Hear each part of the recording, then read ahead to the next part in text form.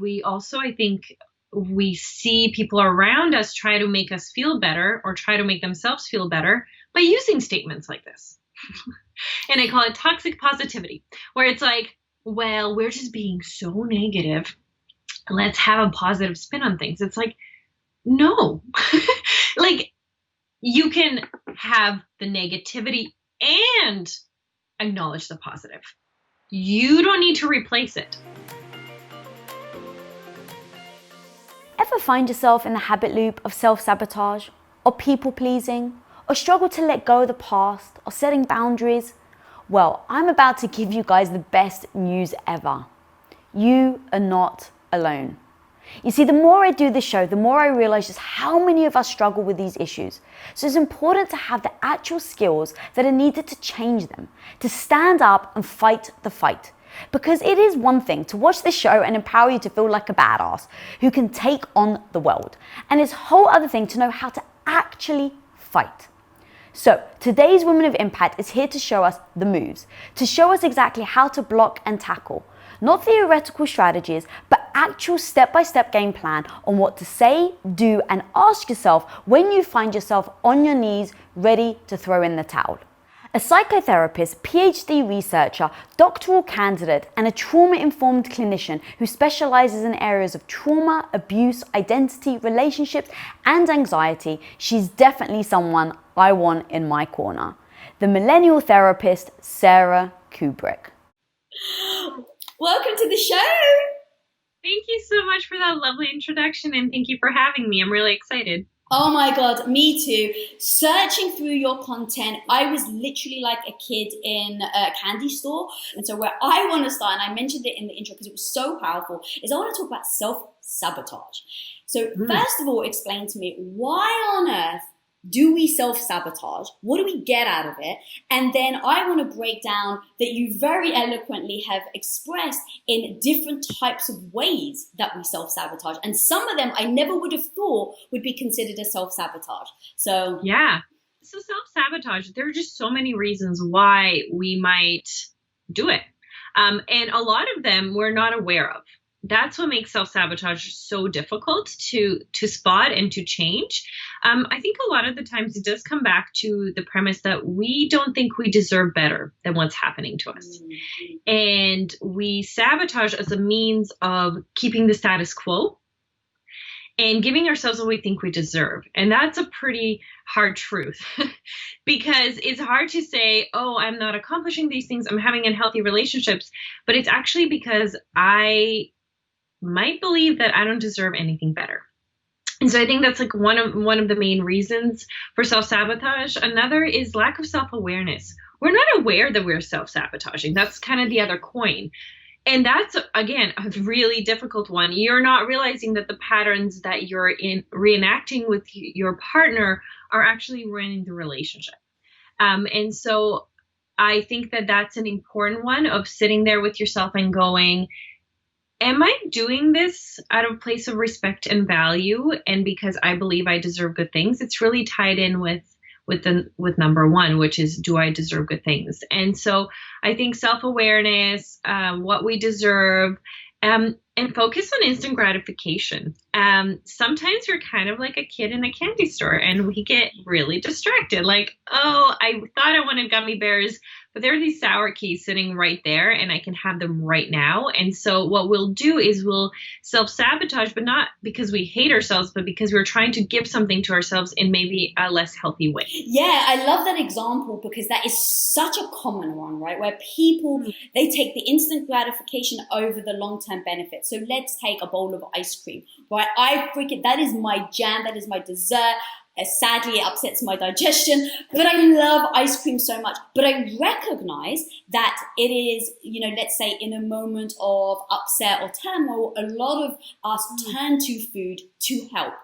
In that moment, it doesn't feel like self-sabotage, right? In that moment, it feels like you're actually helping yourself and I'm listening to my body. I'm giving myself what I want. But how do you then, in that moment, how do you assess that? How do you say, okay, I feel like I want this, but in the long term, it's actually a self-sabotage. And how do I make the decision on whether to do it or not do it? Yeah, it's a great question. A tough one. I think it comes down to preferences versus needs a lot of the times. For example, let's take the ice cream. Is this something you need or something you want? And is there a need that would be trumped by this preference? There's also a hierarchy of needs, a hierarchy of values. It's actually quite a complex process that we go through in our mind by going, okay, it's fulfilling this need right now, but there's a larger need that won't be met as a consequence. Or it's fulfilling this value of fun, but it's not fulfilling the value of taking care of my body. And so what we have to be really aware of with instant gratification is what is our hierarchy of needs and values. And then kind of weigh it, because as you said, it can be incredibly difficult. And sometimes instant gratification feels really empowering in that moment. You're like, I know what I want and I'm going to get it. Like, fantastic. But sometimes it's incredibly harmful, and it is self-sabotage because maybe you're too scared to want something else, or maybe there's a much deeper need you don't think you can actually fulfill. And so you're just focusing on the one that you think you can.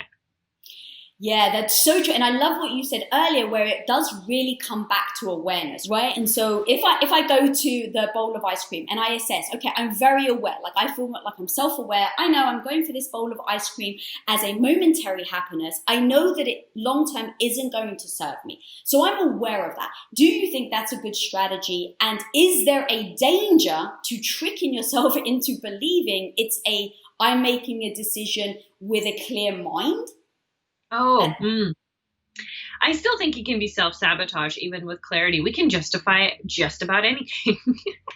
And I think that when we reenact patterns, we feel really in control. So the familiar. So, I'm making this empowered decision to do this with my partner or with my friend or eat that bowl of ice cream. And I'm very aware of the fact that I'm doing it, and I'm so aware of it. And that's when it can actually become really dangerous, because you think that you're making this out of so much awareness and empowerment, when in reality, you might have some awareness, but you're just reenacting an old pattern that feels safe because it's familiar.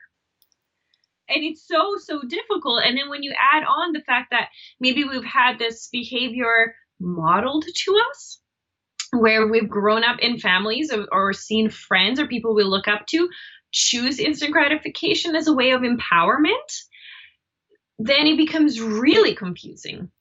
Sometimes what can be helpful is to go, okay, I'm going to play the devil's advocate, because I am worried I'm falling into a pattern. So what is the argument against this? And then asking yourself which one actually aligns more authentically, which one actually aligns with the deeper needs, with the deeper values, and stopping yourself and actually having kind of this inner discussion, this inner dialogue can sometimes be the only thing to do in that moment, because we're just so convinced. And if we know that being so convinced is part of our pattern, then we need to do something to throw ourselves off. That's awesome. I love that. That's so true. You actually have a list on your Instagram about the 7 reasons why we self-sabotage. And the reason why I find that so fascinating, it's such a useful tool, because as you were talking, I was thinking, you know what I could actually do is have your list next to me. And when in those moments I feel like I'm in control, maybe I can just go through your list and answer them in honesty. So for the audience, I'd love to just read a few out that really, I think will really help people. So you put, we don't believe we deserve better. So ask yourself, do you believe you deserve better? We lack self-awareness. We are focused on instant gratification. We have seen self-sabotage modeled in our family. Why do you, all of your Instagram posts, all of the stuff that I've seen you do, it's very tactical. It's very ask yourself this, or do X, Y, and Z.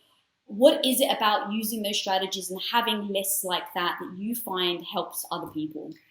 Yeah, there's no one solution for everybody. And I think it's so important to give people context and content that will help them be curious about themselves. And so when I say think about these things, or here are things you can think about, that is going to help you get to a conclusion that is very right for you. I don't want to impose a reason why you self-sabotage, because I don't know. So what I'm going to do instead is give you a couple options, and maybe something will resonate. Maybe it'll be a combination of both. So it's really just to spark interest in your own mental health. I'm not there to tell you this is your experience. And then does it still resonate with me? And a lot of my posts, it's like, would this help me? Does this resonate with me? Does this move me? Is this something that's relevant? I won't post about certain topics because they're not topics that genuinely move me.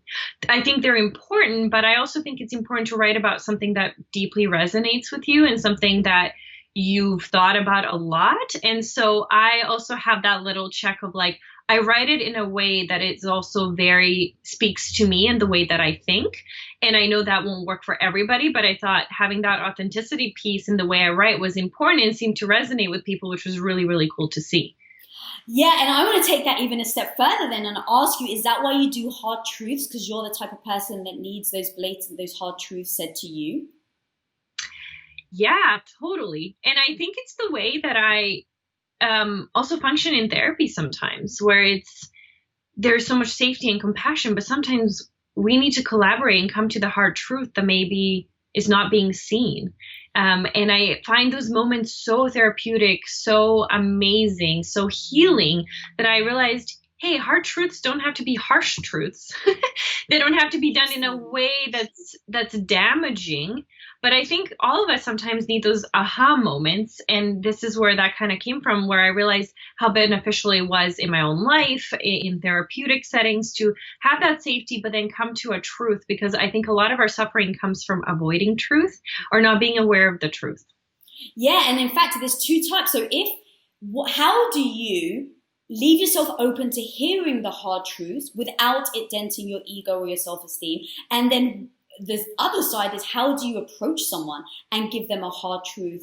And when is a good time and when is definitely a bad time? Because I've definitely found myself trying to, maybe people in my life help, coach, send them videos, stuff like that. And then eventually it gets to the point where they're not improving. Maybe they're not acting on wanting to improve.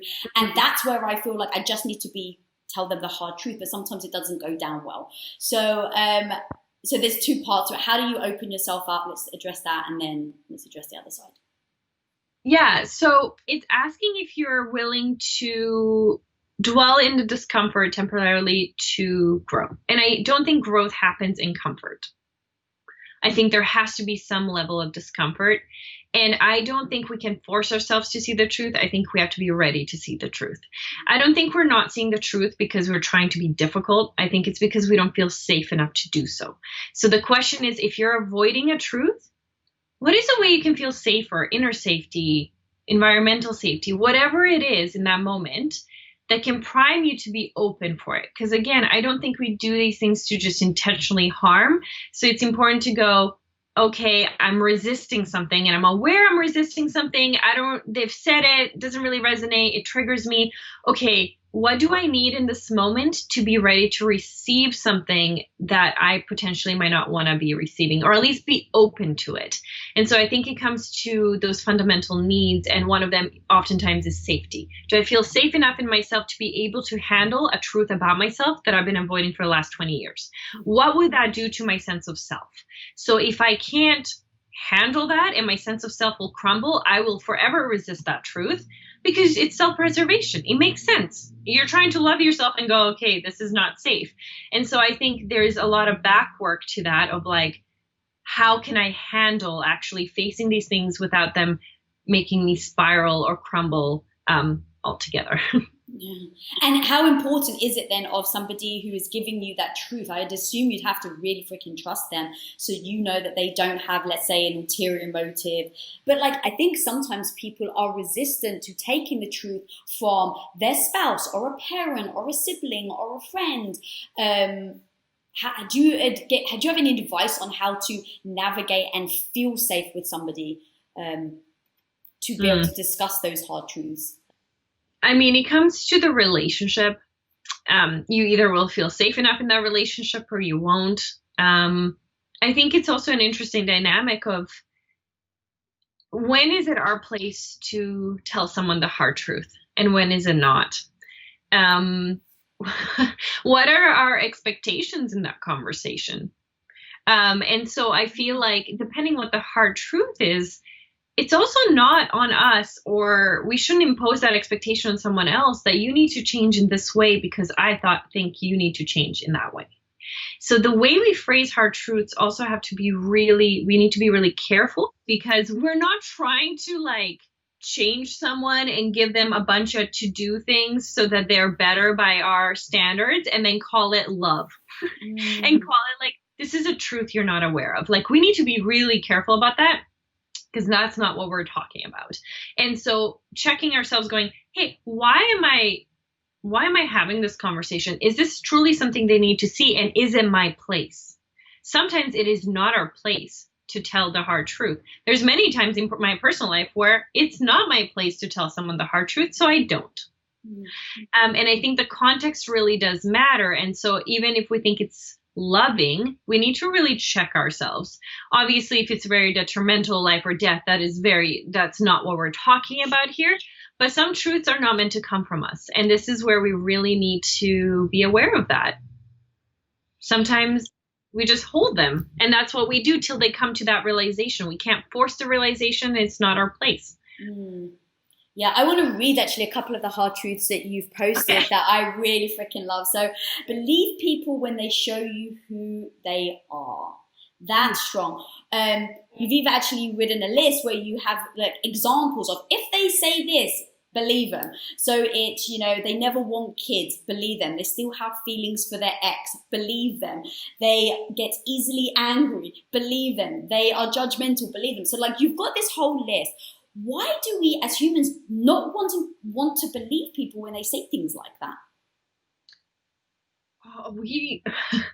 We want to have this relationship that we project onto the person, and anything about them that doesn't align with what we're hoping for is a threat. And so if I have always envisioned myself as having children and I am now in love and my partner says, I don't want children, I am now in a very awkward position where either I leave the person that I love, or I have to reconcile the fact that I'm not going to have children. And instead of having to do that, we go, they will change their mind. And it's our way of trying to preserve the future we've envisioned, to preserve the things that we love and hold so dear to us, which is usually people. And that sometimes equates to us ignoring the things that they're telling us that would jeopardize that relationship. And I always tell people, you can't date potential. Like, you're dating like, there's no, like, can't hold hands with potential or the envisioned future. Like, be ground in that reality, and it's either going to work or it's not. And it's so painful for people, especially during that infatuation phase, particularly if we're talking about romantic relationships. The thing is, the truth you don't want to see now, you will see down the road.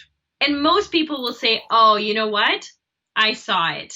Or I always tell couples, most of the time, the things you argue about the first 3 months is things you're going to argue about the next 10 years. And so we need to really accept people for who they are. Of course, we can support them to grow. And I think relationships, regardless of what type, are such a fantastic way for us to grow and help each other grow. But that can't be the expectation. You need to accept the person in the now. Yeah. So true. I mean, as you were talking, so I've actually been with my husband. We've been together for 19 years. We've been married for 17. And people always ask, like, what's the secret? What's the key? And the truth is, on our very first date, I thought it was going to be a summer fling because I was living in America, because, he lived in America and I lived in England. So I was just here for 2 months. He had just got out of a relationship. So he's like, this is amazing. She has to legally leave the country because her visa expires in 3 months. I love that. And so what we did on our first date is, unbeknownst to us, we were ourselves, because we weren't trying to posture for maybe he's going to be the one. And I remember on that first day, he actually said to me, I don't know if I'm going to get married. It's never been a big deal to me. Now, for me, I always wanted to get married, but it wasn't that I thought he's going to be the one I'm going to marry. So I didn't care. It wasn't like, oh, I have to change his mind. 2 months down the line, we're head over heels. And he was like, if I'm going to marry anyone, I'm going to marry you. So it didn't even get to the point where, like you said, eventually we're going to find out who they really are. And the same with you, right? they're going to find out who you are down the road. So why not be that true self of yours? That hit me so hard. So. Yeah, I feel like we're trying to avoid rejection a lot of the times, which is a very normal human kind of instinct. But rejection on your first date is going to hurt hell of a lot less than rejection 3 years down the road in the relationship. And I feel like rejection might be the harsh word here, but incompatibility, whatever it is, we're also just building intimacy. And we're so scared of the little pain that we actually jeopardize being a lot more hurt and hurting the other person a lot more. So that's also the interesting psychology behind that, of like, not instant gratification, but almost there's a bit of that of like, I'm just going to enjoy this, live in the moment. That's fantastic. You should be mindful, but you should also be aware that your mindfulness and living in the moment has consequences. It's not consequence free. You're not just enjoying yourself and then it's going to be the same if you leave now or leave a year down the road. Chances are it's going to be a lot more complex and a lot more hurtful. Yeah. You actually said, so another hard truth was, if you have a pattern of choosing emotionally unavailable partners, we should consider our own level of emotional availability. Talk to me about that, because of course, again, like everything you say was absolute mind-bogglingly true. I was very nervous posting that. Really? Oh, you got to tell me why. Sometimes I get nervous. I'm like, it's possible that people do push back a little bit when it's a truth they don't want to hear. And that's the same on the internet. And so this is one of those posts where I was like, I hope this is okay. Like, I ran and by someone and was like, how much, do you think I'm going to get pushback? Because it is a hard truth. And I think it's not something that would make people feel great necessarily.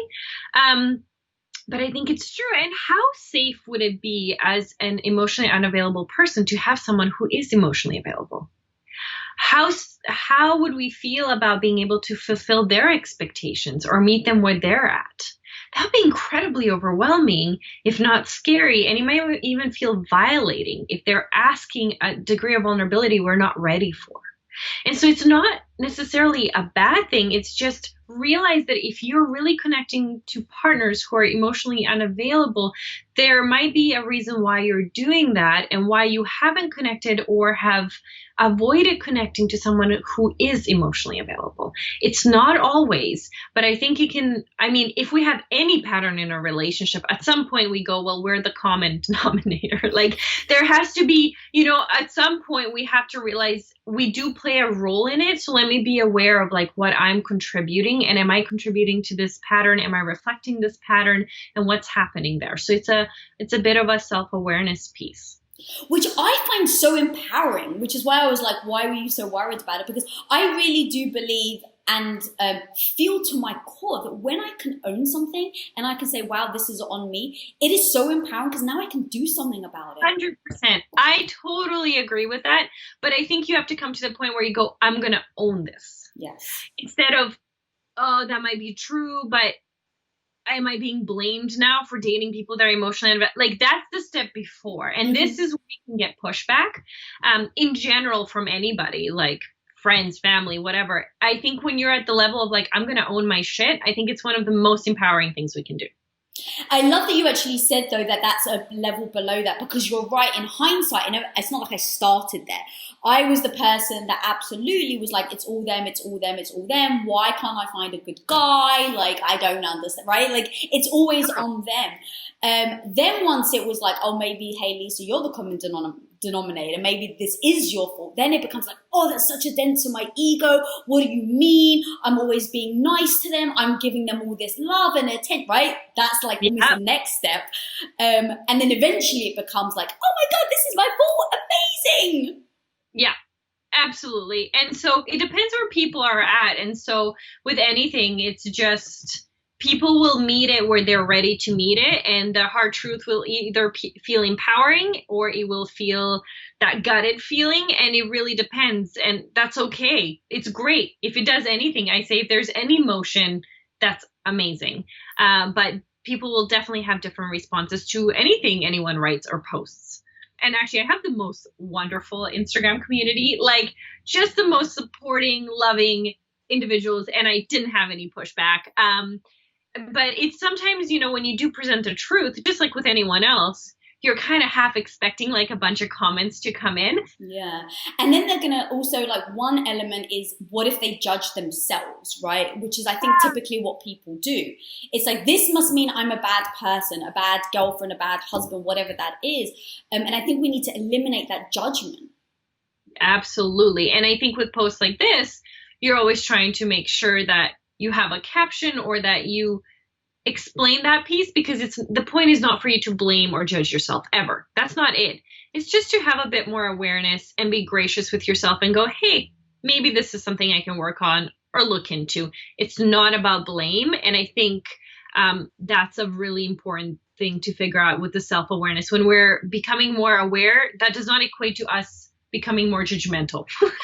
And a lot of times does, right? And so then we don't want to be aware because we're expecting this judgment. The way we speak to ourselves is so cruel sometimes.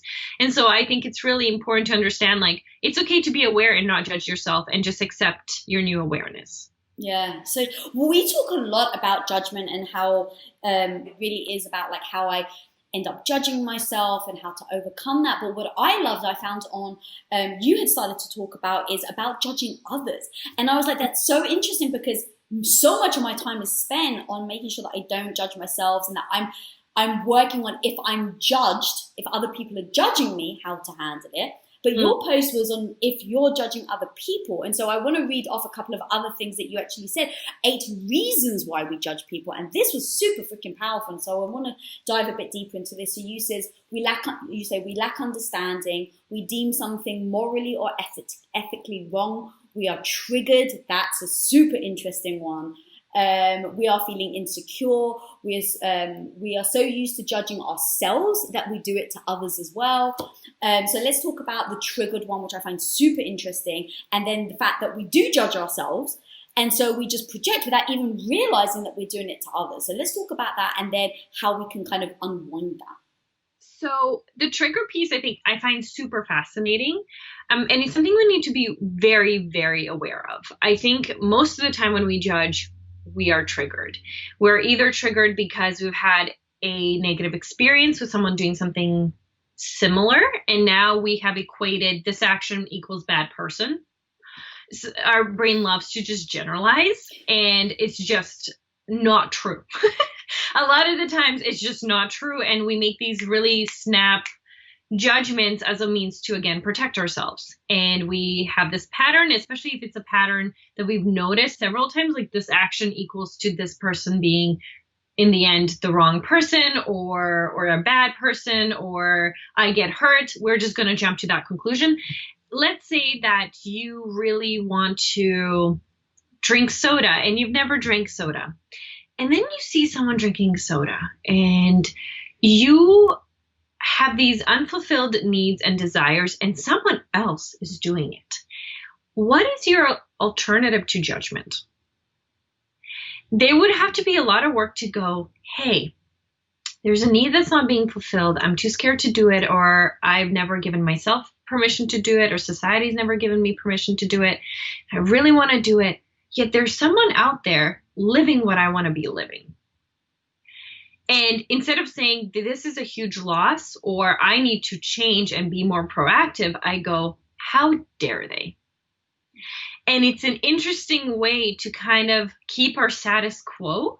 And I think, like, sometimes we're triggered because we realize we're not living out our life in a way we want to be living it out. And there's so much more liberation or freedom or fun or fulfillment. And then we judge them for actually having something we want because we feel like we can't have it. And we're not ready to do the actions to have it. And so then we sit on our high horse and we go, well, that's just not appropriate because it triggers parts of us, even our shadow self perhaps, that we're not ready to face. Okay, yeah, that's so interesting that we go to judgment.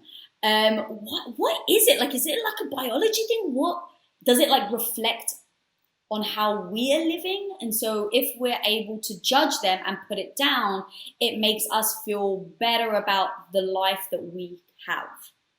Yeah, I think so. I think oftentimes that's a big part of it. I think it's also alleviating some of our insecurities. I think that's a really, really big one. And then we can't take out the equation of morality. Sometimes we genuinely judge because we feel like what somebody is doing is morally or ethically wrong. And whatever our moral compass is, that's getting violated. And so watching someone can also be a violation. You don't have to be the one to do it. And so this is kind of where moral injury comes in. And I think it's really fascinating. And so sometimes it plainly is like my values and your values are not aligned, and I am judging it because I don't understand it. And I think a lot of the times judgment comes from lack of understanding. It is really hard to judge someone when we understand and empathize with them. Even if you don't agree with them, when you have that intimate understanding, it's much harder to judge someone. So I think oftentimes we judge things we're scared of or don't fully understand. So would you suggest before you judge someone to do your research? Yeah. Do your research. I mean, first reflect, like, why would I be, are there any of those 8 reasons why I might be, judging someone? Do I feel insecure when I watch them? Is there anything about it that I want? Is there something, a value that we don't see eye to eye? Okay, then, maybe I should do a bit more research. How can I understand this person? On what level can I connect with them? I mean, we're humans. I think we can always find a level to connect with one another. But I think sometimes we're not willing to, again, because it's often a threat. And we just want to step back. And I think judgment is a step back. It's not a step forward in that relationship. Agreed. You actually said something earlier, which I'd never heard, moral injury? Is that what you said?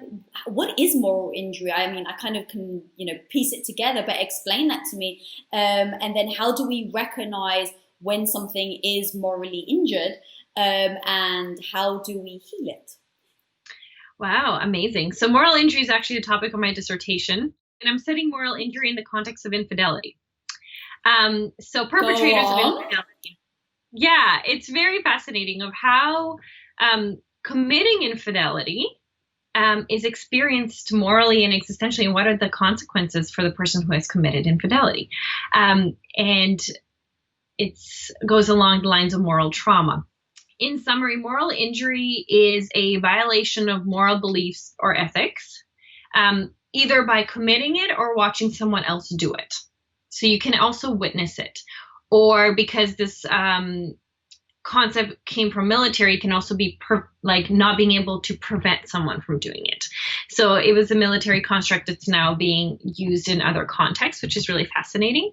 And so it's what happens to our worldview, what happens to our sense of self when our morality is violated. Very fascinating. And you said how to heal it. This is $1 million question that we're all working on right now. But a lot of it is, at least from my own research and from my own understanding, is going back inwards and either expanding your worldview where you can accommodate different things that you never thought you could accommodate, reconnecting to yourself, forgiving yourself. Forgiveness is such a huge thing with moral injury. Having that moment of like, I'm a good person and I made a mistake, and I'm going to forgive myself for the mistake, and really differentiating that action from your sense of self. And I think that that's really important because morality is such a big part of the authenticity piece. So actually being able to do that is really incredibly difficult. So that's a very brief summary. I'm not sure that all made sense, but it's a lot of... It made complete sense. I want to geek out with you about this. Like legitimately, as you were talking, I was thinking this, like I am not religious. And so I've actually had discussions with people about, I've been called, like they almost think I'm immoral because I don't have a specific belief system. And I'm like, but I do have a belief system. It's just not in a higher power. I have morals, I have beliefs. And so I broke those down on what my morals are. And in breaking them down, it was an interesting dynamic because I was almost feeling judged for saying what my morals are. And if they don't align with someone else's morals, then it becomes your morals aren't quote unquote right or wrong. Do you find that happens often, where people who are very strict and adamant about their morals end up being extremely judgmental on other people? I think it can make someone less flexible, less open. The more you're so convinced that your way is the only way, regardless of what topic we're discussing, it can make us way less flexible and wanting to hear other people's perspectives. I also think with morality, we become so concerned about protecting it that sometimes we do become very, very intolerant. And that's a shame. And I think when it comes to moral injury, the cool thing about it is it's not about transgressing necessarily the shared morality. It's your own morality, whatever that is. So even if society says, hey, that was totally appropriate for you to do, if you don't think that was appropriate to do, you're still going to experience or potentially experience moral injury. It's because it's such a personal thing. And I think everyone has a sense of morality. It might just look very different. Yeah. And again, scared of things we don't understand and things that are different oftentimes. That's so true. I love that. I really want to talk about how us women specifically, and look, I don't want to ever be sexist, but it seems like women do this way more than men, where we instinctually invalidate ourselves. And so I've seen a post that you've done, and it was one of those, I so wanted to talk about this because I bet you so many people do this and don't even realize they do it.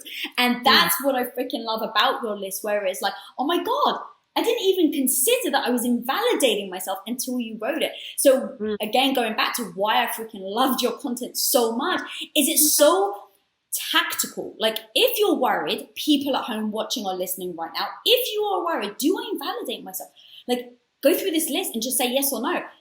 So they are, we say to ourselves, it's not that bad.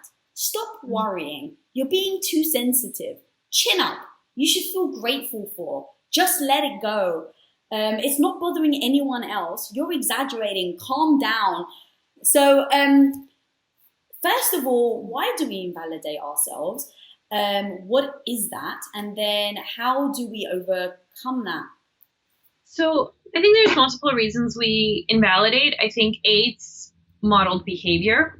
I also don't know if our society is always so open to us validating our emotions. If you're a woman and you are having a hard time about something, you will most likely be perceived as being, too sensitive and being a typical woman. And there is something very incredibly, sexist and invalidating and hurtful about that. But then we internalize those messages and we go, well, the rest of the world won't accept this, so I'm not going to accept this. We also, I think, we see people around us try to make us feel better or try to make themselves feel better by using statements like this. And I call it toxic positivity, where it's like, well, we're just being so negative. Let's have a positive spin on things. It's like, no, like you can have the negativity and acknowledge the positive. You don't need to replace it. I don't think that's healthy. I don't think we just need to go, you know what? Yes, you got fired, but let's be grateful that your kids are healthy. Wait, what? Right, yeah. Like, fantastic. So glad my kids are healthy, but what just happened to a really big milestone in my life that is incredibly painful? And so it doesn't make sense when you actually think about what we're doing. It doesn't make sense. And so I think we're not taught to go, I'm going to validate my pain, which leads me to reason number 2, which is when we validate, it becomes a lot more real and sometimes more painful. It's also nice and we feel understood and it can alleviate some of the pain, but actually going, you know what? I feel so much shame right now.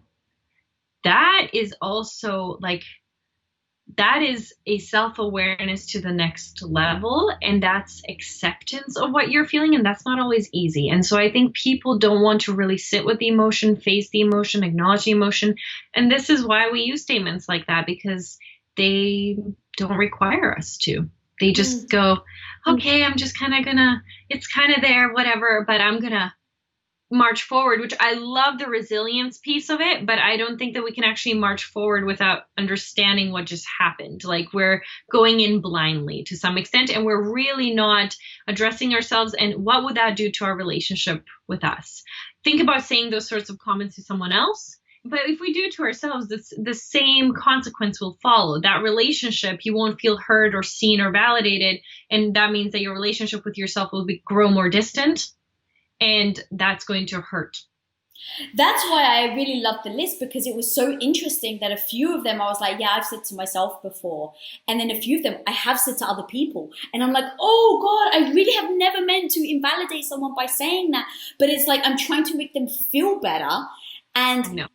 So it comes from a super genuine and authentic place, but it's not received like that. And I always have a problem with the difference between how I act and then how it's perceived. Because I always, like if you've got a message, if you want to make someone feel better, you actually want to make them feel better.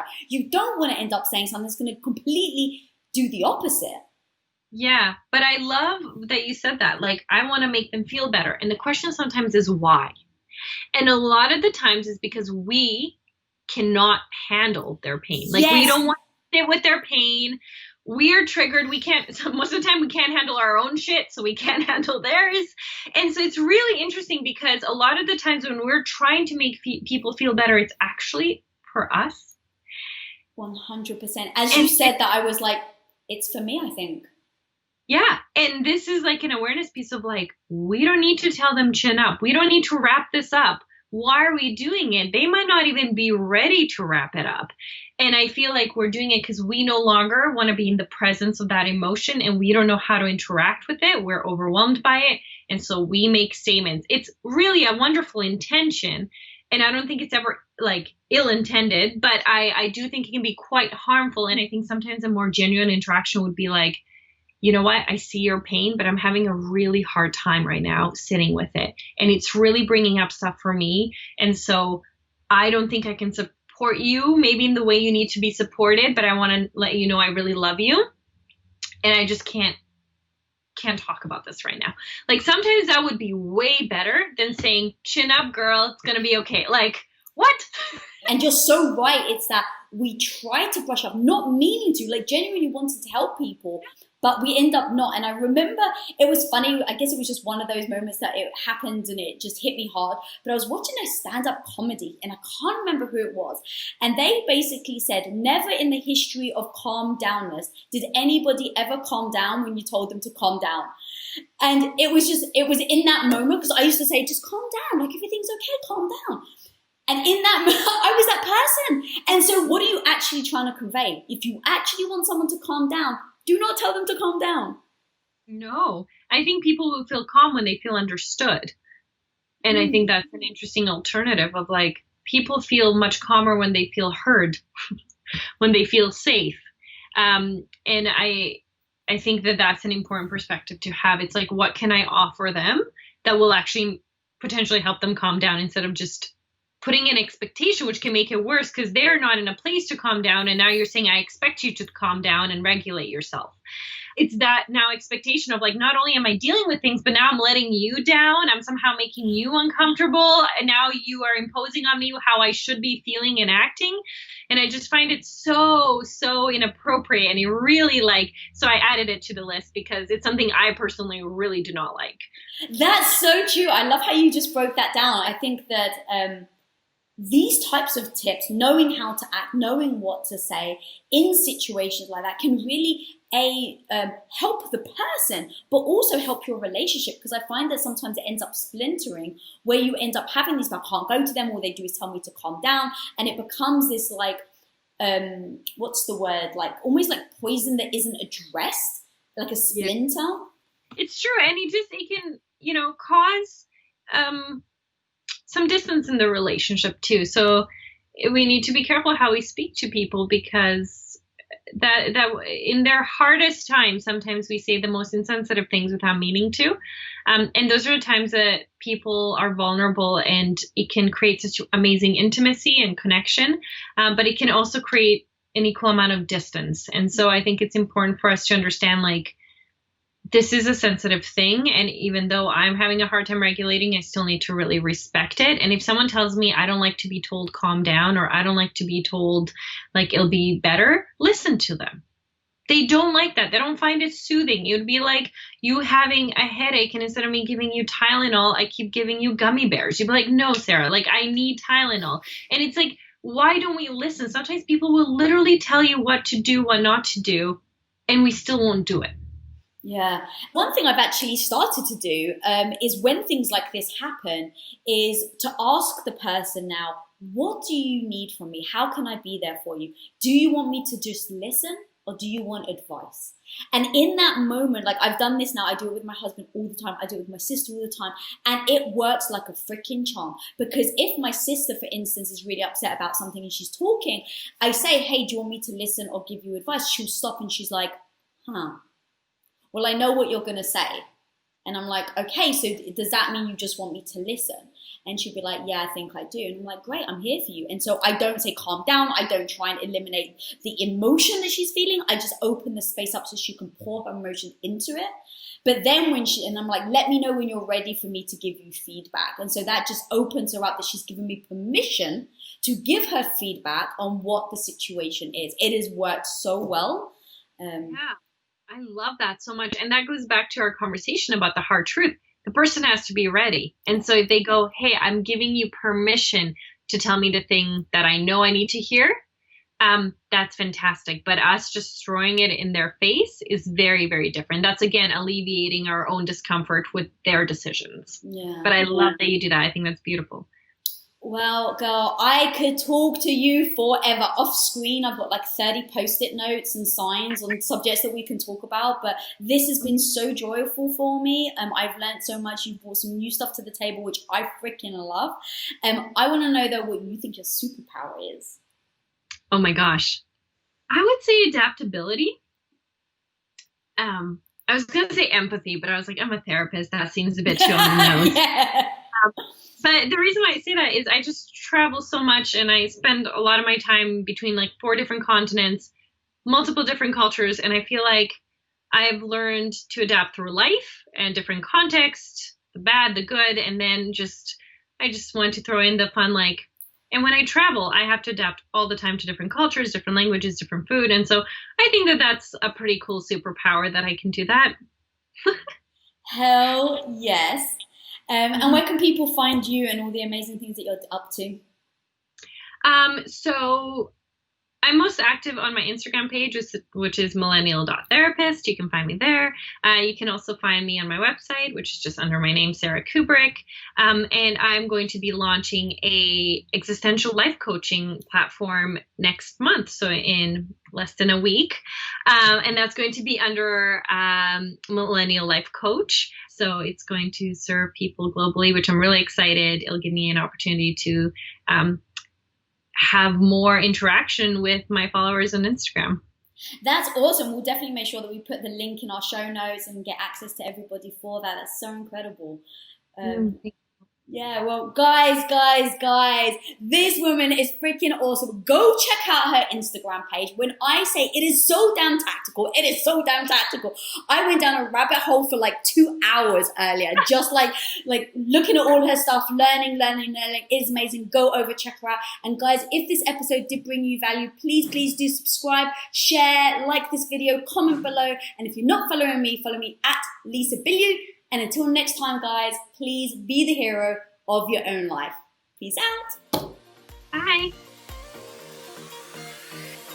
What up, guys? Lisa here. Thanks so much for watching this episode. And if you haven't already subscribed, click that little button right in front of you. Click away. We release episodes every Wednesday, so be sure to get notified. Till next time, go be the hero of your own life.